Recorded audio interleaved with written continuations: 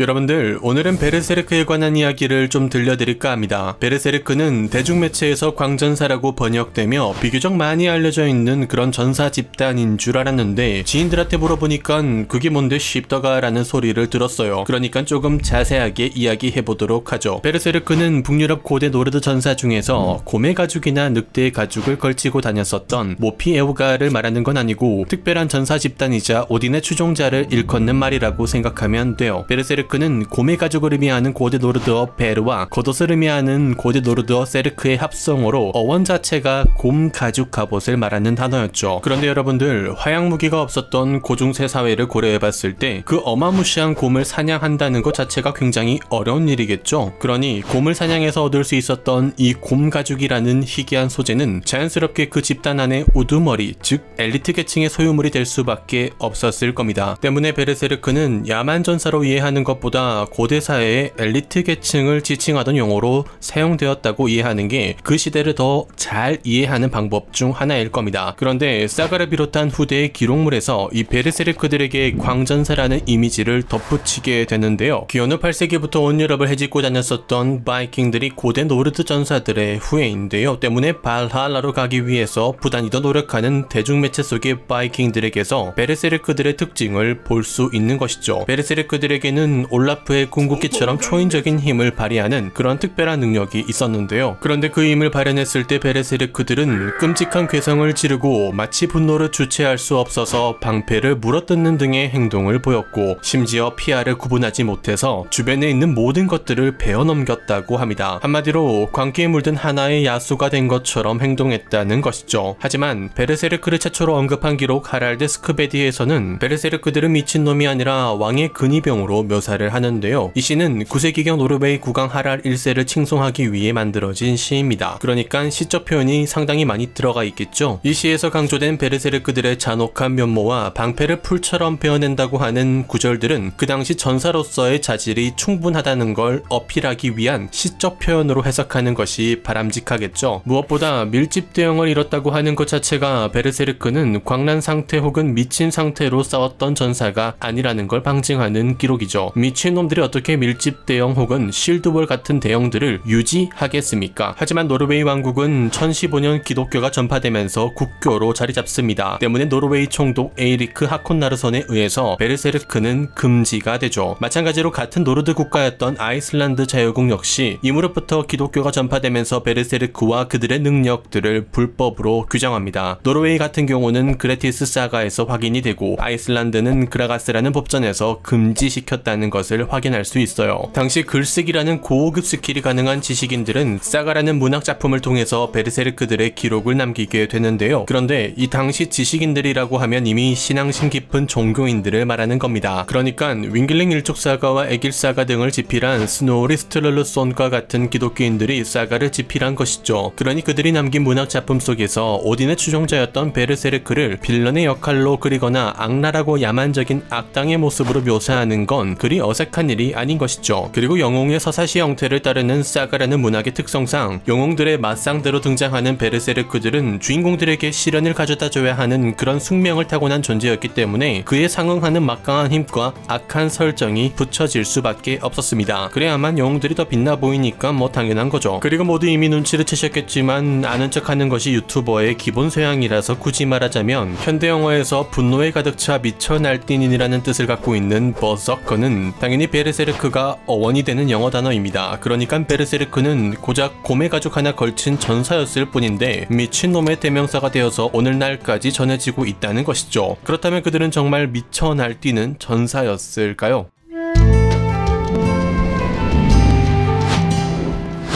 흔히 베르세르크들에게 강조되는 광란에 빠진 모습은 윙글링 일족 사가와 에길 사가 등에서 찾아볼 수 있습니다. 에길 사가 64장에서는 그러자 베르세르케르 강이 시작되었고 그는 끔찍하게 소리를 지르며 자신의 방패를 물어뜯기 시작했다 라는 구절이 있어요. 윙글링 일족 사가에서는 오딘의 부하들은 갑옷을 입지 않고 돌격하며 몹시 화가 난 들깨 늑대처럼 방패를 물어뜯고는 곰이나 들소처럼 강해져서 단번에 사람을 죽였으며 날부치아 화염은 그들에게 그들에게 통하지 않았다. 이것을 일컬어 베르세르케르 강이라고 한다 라는 구절이 있어요. 이 소리를 지르고 방패를 물어뜯는 이 행위만 주목하면 정말 광기에 물든 사람처럼 보이고 이 행동이 일종의 트리거처럼 보이기도 하는데요. 뭐 사실 이 행동을 하지 않아도 베르세르크들은 초인적인 힘을 보여주는 경우가 많습니다. 위기의 순간에서 갑자기 발현되거나 고된 노동 속에서 발현되는 경우가 있었기 때문이죠. 그런데 이 행동을 제외하고도 갑옷을 입지 않는다는 야만적인 묘사와 곰 혹은 황사와 같은 괴력을 발휘한다는 묘사, 그리고 무엇보다 날부치와 화염이 그들에게 통하지 않았다는, 즉 통각이 묻어졌다는 것에 주목한 18에서 20세기 학자들은 트랜스 상태, 다시 말해 베르세르크는 비정상적인 각성 상태를 발현해 싸웠던 전사라고 생각하게 됩니다. 그리고 그들의 이 베르세르케르강이라고 하는 이 능력을 어떻게 끌어낼 수 있었을까라는 주제로 연구를 진행하게 됩니다. 18세기 스웨덴의 신학자 사무엘 오드만은 시베리아 주술사들이 광대버섯을 이용해서 환각을 불러일으켰다는 것에 주목해 베르세르크들 또한 광대버섯의 환각으로 트랜스 상태에 도달했을 것이다 라는 추측을 내놓았죠. 하지만 헤르보로와 헤이드레이크 사가에는 베르세르크 앙간티르에 대한 이야기가 있는데요. 3세섬이라고 하는 곳에서 얄마르와 앙간티르는 죽음의 경계를 넘나드는 사투를 벌이게 됩니다. 이때 극도의 스트레스와 신체적 긴장이 몰려온 앙간티르는 순간적으로 베르세르케르강을 발현해서 얄마르에게 치명상을 입히게 되죠. 이 순간적으로 베르세르케르강이 발현되었다는 점을 근거로 광대버섯 섭취와는 전혀 관련이 없다고 볼 수 있습니다. 이유는 간단해요. 광대버섯의 환각은 일반적으로 15분, 길게는 90분 이후에 환각 상태가 찾아오는데 베르세르케르강은 즉시 발현될 수 있다는 차이점이 존재하기 때문입니다. 광대버섯을 외에도 사리풀을 먹어서 트랜스 상태를 발현했다는 주장 또한 있는데요. 이는 1977년 바이킹 캐슬 피르카티에 있는 어느 한 바이킹의 무덤에서 사리풀 씨앗이 담긴 자루가 발견되었기 때문입니다. 하지만 이 사리풀 또한 현재는 환각과 정신착란을 유발하는 독초로 분류되어 있어요. 독일의 과학자 미하일 셴크는 직접 사리풀을 섭취하고 겪은 환각 상태를 기록으로 남겨두었는데요. 그 일부분을 잠깐 보겠습니다. 사리풀을 섭취하고 처음 겪게 된 증상은 사지가 불편해졌다는 것이다. 팔다리에 힘이 빠지고 두통이 몰려와 극도의 어지러움을 느끼기 시작했다. 사물은 흐릿하게 보였다. 그러곤 온갖 휘황찬란한 색에 휩싸여 하늘을 나는 듯한 기분을 느끼게 되었다. 이런 상태에 빠져있는 사람이 정상적인 전투를 치를 수 있을까요? 당연히 불가능하겠죠. 때문에 이 바이킹 무덤에서 발견된 사리풀은 마취제 혹은 진통제의 역할로 사용된 것으로 추측하고 있습니다. 또 다른 설로는 알코올 섭취 설로 18세기 노르웨이 신학자 한스 야고브 빌레의 주장이 있어요. 술 처먹고 미친 개처럼 행동하는 사람들이 한두 명이 아니라서 충분한 설득력을 갖고 있는 것 같은데 굉장히 아쉽게도 이 설 또한 설득력이 없어요. 그레티스 사가 19장에는 주인공 그레티르가 악랄하기로 소문났었던 베르세르크 토리르와 어그문드를 쉽게 제압하기 위해서 대량의 독한 맥주를 무한하게 제공하는 장면이 있는데요. 만약 알코올이 베르세르케르강을 발현하는 데 도움이 되었다면 그레티르는 스스로 무덤을 판 꼴이 되겠죠. 그런데 그런 일 없이 오그문드와 토리르는 그레티르의 창에 찔려서 생을 마감하게 됩니다. 그러니 이 사가의 기록으로 알코올설은 설득력을 잃게 되는 것이죠. 2014년 베르세르크에 관한 연구로 노팅엄 대학교에서 박사학위를 받은 문헌학자 라드릭 데이 박사는 광대버섯 사리풀 알코올설 모두 오류가 있다고 지적합니다. 사가를 비롯한 당시 기록물에서는 베르세르케르강을 발현하기 위해서 무언가를 섭취했다는 기록이 전혀 없음에도 불구하고 학자들은 이 트랜스 상태를 설명하기 위해 계속해서 뭘 찾아서 먹여댄다며 접근 방식 자체에 오류가 있다고 지적하죠. 또 다른 설로는 간질, 광경병 같은 일종의 신체 질환이었다는 설이 있습니다. 그런데 간질과 광경병이라고요? 이 질병 모두 비정상적인 사람처럼 보이는 베르세르크의 겉모습을 설명하기에는 충분하게 사용될지 몰라도 베르세르케르강의 핵심적인 능력인 신체 강화, 즉 전투력 강화에 대해서는 전혀 설명하지 못합니다. 이 병이 걸리면 전투는커녕 정상적인 생활을 하기 힘들 정도로 몸이 피폐해지는 질병 중 하나예요. 굉장히 위험한 병이죠. 이외에도 정신질환에 의해서 베르세르케르강이 발현되었다는 주장 또한 있는데요. 20세기 초반 고대 노르드 의학을 연구했었던 프레드릭 그로는 베르세르케르강이 말레이시아인들이 겪었던 암흑증후군과 같은 정신질환이지 않을까라는 주장을 합니다. 암흑증후군이란 마구 정신없이 뛰어다니다가 소리를 지르면서 주변의 모든 것들에 대한 공격성을 보이는 일종의 해리성 장애입니다. 그리고 또한 베트남 참전용사들이 겪고 있는 외상 후 스트레스 장애, 즉 PTSD에 관해 연구한 조나단 쉐이 박사 또한 베르세르케르강을 정신질환의 일종으로 보고 있어요. 조나단 쉐이 박사는 당시 환자들이 겪은 과다각성 상태를 기록해놨는데요. 참전용사들의 대부분은 포박하지 않으면 통제할 수 없을 정도로 과한 폭력성을 보였다고 합니다. 그리고 또한 방탄을 비롯한 보호장구를 벗어던지고 피아를 구분하지 못해 주변인들을 공격하려 했다고 합니다. 하지만 에길의 사가 64장에는 주인공 에길과 베르세르크 욜트 간의 결투를 볼 수 있는데요. 에길과 욜트의 결투 장소에는 작은 돌들로 원을 그려놓아서 결투장을 표시해놨어요. 에길이 결투장에 도착하자 베르세르크 욜트는 어김없이 방패를 물어뜯으며 괴성을 질러댔고 둘의 격렬한 사투가 시작됩니다. 그런데 에길의 거침없는 공격에 욜트는 계속 뒷걸음질 칠 수밖에 없었고 결국 링 밖으로 밀려나게 됩니다. 그러자 욜트가 하는 말,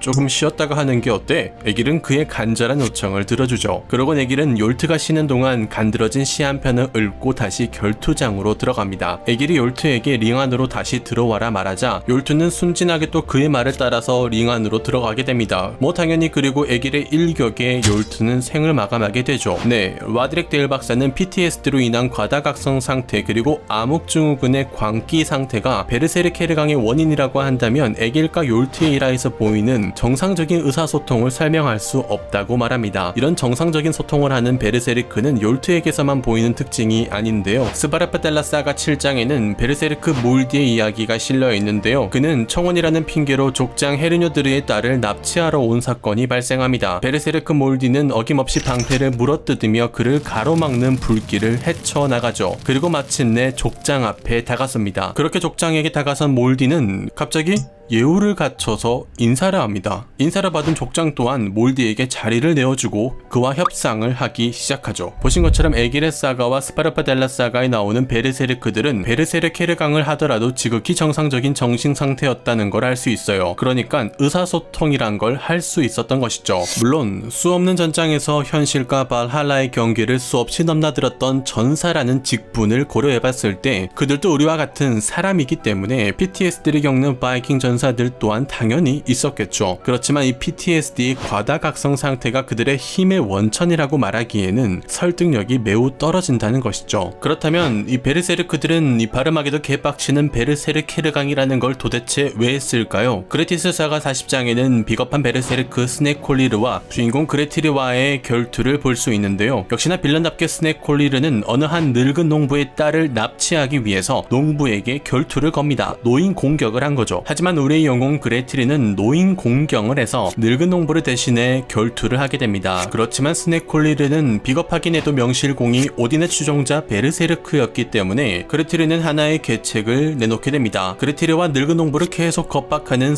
스네콜리르는 이들에게 다가와서 자신이 베르세르 케르강을 한다면 감당하지 못할 것이라며 호언장담을 하죠. 하지만 그레티르는 오히려 베르세르 케르강을 기다린 사람처럼 해보지도 않고 어떻게 하냐며 스네콜리르를 오히려 자극합니다. 그러자 스네콜리르는 괴성을 지르며 방패를 물어뜯기 시작하는데 이때 그레티르는 재빠르게 그에게 다가가서 방패의 밑부분을 걷어차 스네콜리르의 턱을 부셔버립니다. 그러곤 고통에 몸부림치는 그를 잡아채서 땅바닥으로 끌어내린 뒤 일격에 스네콜리르의 목숨줄을 끊어버리죠. 그러니까 그레티르는 이미 베르세르 케르강의 본질을 잘 알고 있었고 이 허점을 노린 겁니다. 여기서 알 수 있는 것은 스네콜리르가 방패를 물고 뜯고 즐기고 있을 때 무방비 상태였다는 걸 알 수 있고 적어도 이 순간만큼은 서로 공격하지 않는 것이 암묵적인 룰이었던 것 같아요. 그리고 대표적인 하마 기사들인 바이킹들이 말 안장 위에서 이러고 있다는 걸 보면 이 자세를 한 시점은 적어도 전투가 시작되기 전이라는 걸 알 수 있어요. 또한 헤르보로와 헤이드레이크 사가에서 베르세르크였던 앙간티르와 그의 11명의 형제들이 샬마르와 오르바르 오드의 배가 섬에 도착한 걸 보았을 때 방패를 물어뜯기 시작했다라는 구절이 있거든요. 그러니까 이러한 일화들을 근거로 봤을 때 이 방패를 물어뜯고 소리를 지르는 이 행위는 전투 시작 전 사기 진작을 위한 일종의 자기 최면으로 해석해 볼 수 있고 이들의 기괴한 행동은 이 모습 자체로 상대방에게 두려움을 주기 위해 고안한 과장된 몸짓이라고 해석해 볼 수 있습니다. 그렇다면 이 베르세르크들은 진짜 뭐 하던 사람들이었을까요? 앞에서 봐왔던 것처럼 사가 속 베르세르크들의 대부분은 주인공의 결투 상대로 등장합니다. 그리고 베르세르크는 마냥 천박하고 악랄하다는 통설과는 다르게 하랄드 스크베디와